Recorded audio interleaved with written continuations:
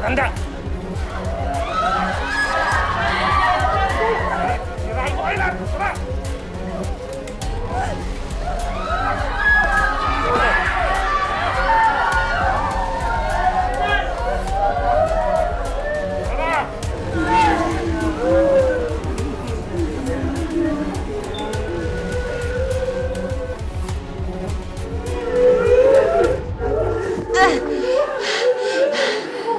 Dito lang kayo.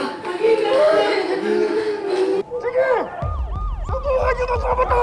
Huwag kayong magkakabali! Magkakatayin tayo dito! Sige! Subukan niyo!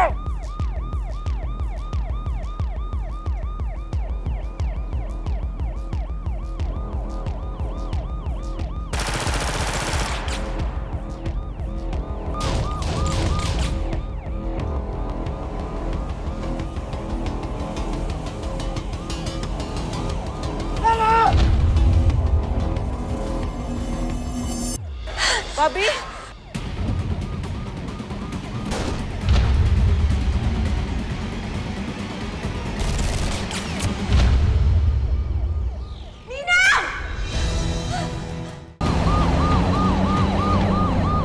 Makakaligtas ka na. Malapit na tayo sa ospital. Bobby, ikaw nang bahala sa ninong mo, ha? At sa kinakapatid mo. Huwag kayong magsalita ng ganyan na makakaligtas kayo. At huwag mo rin pababayaan ang sarili mo. Ibinilin ka sa akin ng nanay mo. Magagalit sa akin ang lola mo. Ako ho magagalit sa inyo kapag hindi kayo tumigil sa mga sinasabi niyo. Nang, di ba isa-celebrate pa natin yung retirement niyo? Tuparin mo ang pangarap natin, Bobby. Patunayan mo sa lahat na kaya rin nating mga babae na maging magaling na investigador. Opo na. Promise ko po yan. Pero makakaligtas kayo ng... Kuya! Kuya, pakibilis naman o! Ninang! Ninang!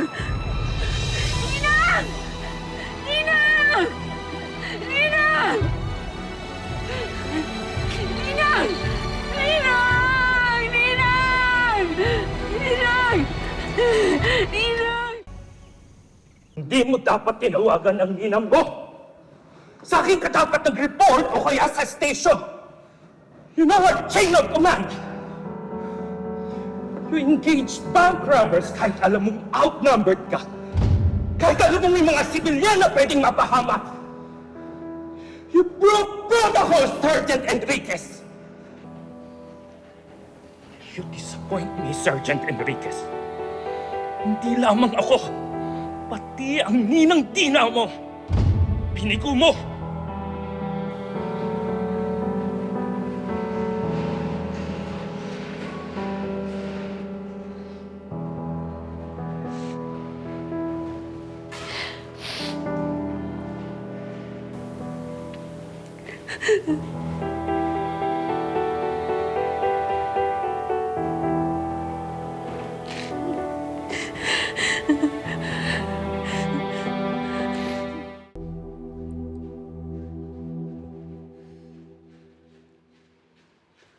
Apo, ano nangyari? Nasaktan ka ba?